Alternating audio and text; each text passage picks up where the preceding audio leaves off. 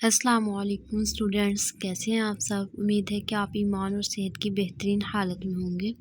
جیسا کہ آپ جانتے ہیں کہ سردی کی شدت کی وجہ سے آپ کی جو چھٹیاں ہیں وہ بڑھا دی گئی ہیں، جس کی وجہ سے آپ کو آن لائن کلاسز دی جا رہی ہیں تاکہ آپ کا تعلیمی حرج نہ ہو۔ چلیے ہم اپنا آج کا کام سٹارٹ کرتے ہیں۔ بسم اللہ الرحمن الرحیم، رب زدنی علما۔ ہمارا جو آج کا چیپٹر اس کا نیم کیا ہے؟ اسلام میں عبادت کا جامع تصور۔ ٹھیک ہے، تو اس کا سب سے پہلے تعارف دیکھ لیتے ہیں کہ عبادت لفظ کس سے نکلا ہے؟ عبد سے، ٹھیک ہے، جس کے معنی کیا ہیں؟ غلام اور بندہ کے، ٹھیک ہے۔ عبادت کے لغوی معنی کیا ہیں؟ اطاعت و فرمانبرداری کے، ٹھیک ہے۔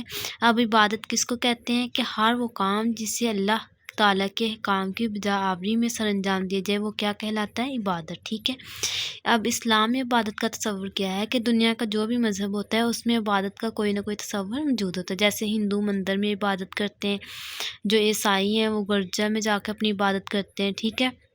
اسی طرح جو اسلام ہے اس میں بھی عبادت کا تصور سب سے مختلف ہے، ٹھیک ہے۔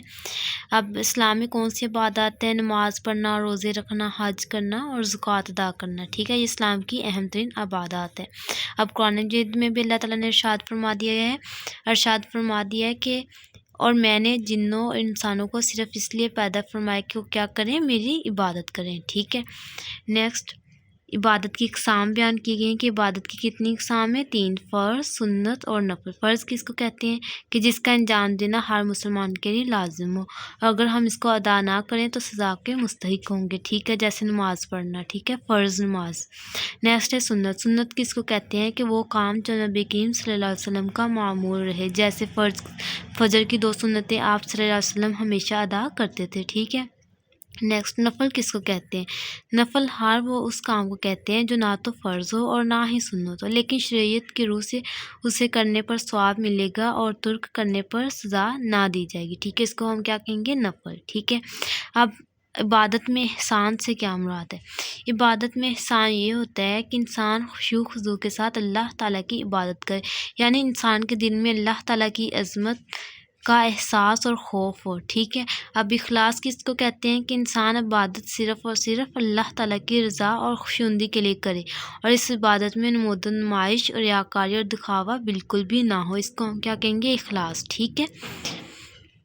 اور آپ صلی اللہ علیہ وسلم کا کیا ارشاد ہے؟ کہ اللہ تعالیٰ کے نزدیک سب سے پسندیدہ عمل وہ ہے جو پابندی کے ساتھ کیا جائے، خواہ وہ کم ہی ہو، ٹھیک ہے۔ نیکسٹ، عبادت کے اثرات کیا ہوں گے؟ اس کا اثر یہ ہوگا کہ ہمدردی کا احساس پیدا ہوگا، ٹھیک ہے، باہمی تعاون کا جذبہ ہوگا، ٹھیک ہے، اور امت مسلمہ کے اتحاد، مساوات اور قوت کا عملی مظاہرہ ہوگا، ٹھیک ہے۔ تو ہمیں اب کیا چاہیے؟ ہمیں چاہیے کہ ہم اپنی زندگی کا ہر لمحہ کس کی اطاعت و فرمانبرداری میں گزار دیں؟ اللہ تعالیٰ کی، ٹھیک ہے۔ اس کے ساتھ آپ نے اس کی ایکسرسائز کو دیکھ لینا ہے اچھے سے، آپ نے MCQs اور اس کے مختصر سوالات اور لانگ جو ہیں کویشچن وہ بھی آپ نے اچھے سے یاد کر لینے ہیں، ٹھیک ہے۔ اس کے بعد ہم نیکسٹ چیپٹر دیکھتے ہیں۔ نیکسٹ چیپٹر کا نیم ہے طہارت و پاکیزگی، ٹھیک ہے۔ اب طہارت اور پاکیزگی کا معنی کیا ہوگا؟ پاکیزگی اور صفائی ستھرائی۔ اب شریعت کی اصطلاح میں طہارت کس کو کہیں گے؟ ظاہری اور باطنی پاکیزگی حاصل کرنے کو کیا کہیں گے؟ طہارت، ٹھیک ہے۔ اب اس کی کتنی فضیلت اور اہمیت ہے کہ اللہ تعالیٰ نے قرآن مجید میں بھی پاک صاف رہنے والے لوگوں کی کیا کی ہے؟ تعریف کی ہے، ٹھیک ہے، جیسے قرآن مجید میں ہے اور اللہ خوب پاک رہنے والوں کو پسند فرماتا ہے، ٹھیک ہے۔ اس کے ساتھ ہی نیکسٹ میں بتا دیا گیا ہے کہ آپ صلی اللہ علیہ وسلم نے کیا ارشاد فرمایا ہے؟ کہ طہارت کس کا حصہ ہے؟ ایمان کا، ٹھیک ہے۔ اور اس کے بعد قرآن مجید میں پھر ارشاد ہے کہ یقیناً جس نے اس نفس کو پاک کر لیا وہ کامیاب ہو گئی، یعنی ہمیں خود کو پاک صاف رکھنا ہوگا، ٹھیک ہے۔ اس کے بعد طہارت کی مختلف صورتیں بیان کی گئی ہیں، وضو، غسل اور تیمم، ٹھیک ہے۔ اب وضو کے کتنے فرائض ہیں؟ 4، ٹھیک ہے، چہرہ دھونا، خون یوتا خاد دھونا، سر کا مسح کرنا اور ٹخنوں سمیت پاؤں دھونا، ٹھیک ہے۔ اس کے ساتھ ہی غسل اور تیمم کا بتا دیا گیا ہے، ٹھیک ہے، اس کو آپ نے اچھے سے یاد کر لینا ہے۔ اس کے بعد ان کے آداب بیان کیے گئے ہیں، وہ بھی آپ نے اچھے سے یاد کر لینا ہے، ٹھیک ہے۔ اس کے بعد اس کے فوائد اور ثمرات بتائے گئے ہیں کہ طہارت اور پاکیزگی کے کیا فائدے ہیں، ٹھیک ہے۔ ایک تو انسان بیماریوں سے بچ جاتا ہے، ٹھیک ہے، دوسرا اس کو اطمینان قلب حاصل ہوتا ہے، ٹھیک ہے، اور روحانی پاکیزگی بھی اس کو حاصل ہوتی ہے، اللہ تعالیٰ کی خوشنودی کا ذریعہ بھی ہوتا ہے، ٹھیک ہے۔ اس کے بہت سارے فوائد ہیں، ٹھیک ہے۔ تو اب ہمیں کیا چاہیے؟ کہ ہم بھی اسی طرح پاک صاف رہیں اور ہمیں جو اسلام نے احکامات دیے ہیں اس پر کیا کریں؟ عمل کریں، ٹھیک ہے۔ اس کے ساتھ آپ نے اس کی ایکسرسائز کو بھی دیکھ لینا ہے۔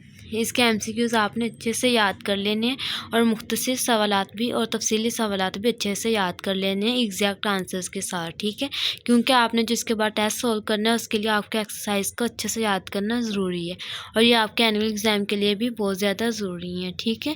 اس کے ساتھ اللہ تعالیٰ سے دعا بھی کریں کہ اللہ تعالیٰ ہمیں اپنے حفظ و امان میں رکھے۔ فی امان اللہ۔